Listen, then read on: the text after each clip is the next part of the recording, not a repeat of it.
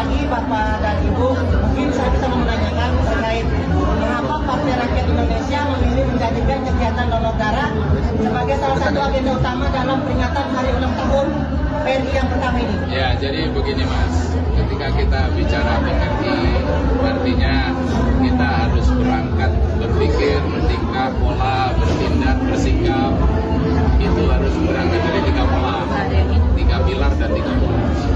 Yang pertama, bagaimana kita menjadikan PRI ini, DPP PRI ini tidak mau menjadi center of gravity, menjadi center of excellence. Segala urusan administrasi, segala urusan untuk berstrategi yang modern, segala urusan untuk mensejahterakan rakyat, segala urusan untuk memenangkan partai ini, maka kita harus berangkat dari titik itu. Titik apa? Titik tata kelola. Jadi tata kelolanya harus kita modernize agar sedemikian rupa agar tercapai visi dan misi kita. Itu yang pertama. Yang kedua, tentunya kita sadar bahwa kita mempunyai 10 sayap partai. Nah, 10 sayap partai ini harapan kita bisa mengakomodir Indonesia yang terdiri dari more than 17,000 inhabitant ini, thousand races, hundred of languages, ribuan suku, ratusan bahasa. Ini harus kita akomodir. Nah, makanya kita membuat sayap partai ini sampai 10 sayap partai.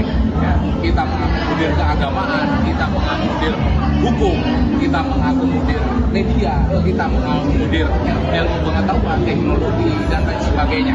Ya, itu yang kedua. Ya, sayap partai harus dibuat. Yang terakhir adalah sesuatu yang memang sangat didambakan oleh masyarakat kita semua, yang sangat dinanti-nantikan, agar rakyat ini tidak merasa bosan, agar rakyat ini tidak merasa itu lagi.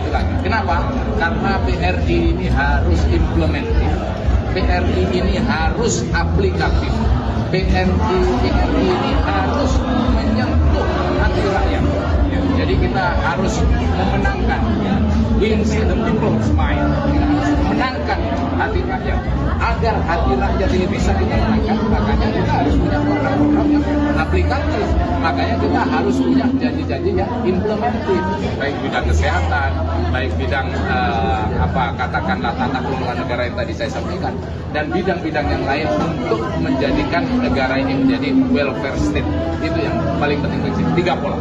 Terus Pak, dalam memperingati hari ulang tahun PRI yang pertama juga, bagaimana menerapkan nilai-nilai toleransi atau keberagaman kepada 38 provinsi? Itu sangat penting, ya kan? Tadi saya sampaikan dari awal bahwa kita di sayap-sayap partai itu kita harus mengakomodir seluruh variasi kebinekaan dari Indonesia ini menjadi satu, yaitu Bhinneka Tunggal Ika. Apa artinya? Artinya ya bagaimana dengan keagamaan, bagaimana dengan hukum yang bermacam-macam, ada internasional dan lain sebagainya. Itu kita padai semua. Ada MURI, ada Muslimat BRI, ada PERI, ya kan? Ada lagi perisai dan lain sebagainya, ada santri dan lain sebagainya. Ini adalah cara-cara dan strategi modern kita agar kita mampu mengakomodir kekayaan Indonesia, terutama agama dalam hal ini. Itu aja. Baik Pak, tadi Pak terkait dalam rangka ulang tahun ini juga kita melihat ada kegiatan UMKM. Kira-kira apa kegiatan UMKM ini bisa dilakukan? Itu penting. Tadi yang saya bilang pola 3 pilar tadi. Pilar yang terakhir agar bermanfaat, ya, baik secara ekonomi termasuk UMKM. Nah, UMKM ini harus kita besarkan karena ini adalah backbone daripada ekonomi yang ada di Indonesia. Ini adalah sokok guru dari ekonomi yang ada di Indonesia. Apabila UMKM ini besar, maka saya yakin dan percaya Gemaripah Lok Cinawi Toto Tentrem Nertomrana. Itu depannya untuk kayak Pak. Apa depannya? Harapannya ke depan. Ya, kedepannya tentunya tadi saya sampaikan bagaimana kita mencapai welfare state ini, ya ekonominya harus bukan hanya janji-janji ekonomi, tapi ekonomi yang langsung menyentuh rakyat, basic need-nya rakyat harus kita sentuh sedemikian rupa sehingga mereka hidup dalam kekayaan sumber daya alam manusia yang sumber daya manusia dan sumber daya alam yang ada di Indonesia. Biar merasakan kita semua. Ingat pasal 33 di Undang-Undang Dasar 45. Betul.